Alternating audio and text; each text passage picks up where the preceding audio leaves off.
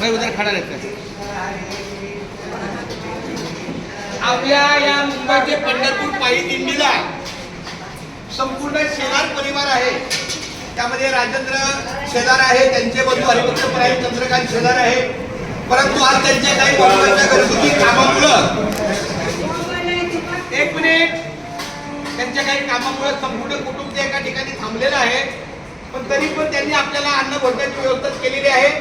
आपल्या दिंडीच्या वतीनं त्यांचे जे कर्मचारी आहेत तुमची तरफ हा मार्ग फल देते. कुंडली कवरदा पंढरीनाथ भगवान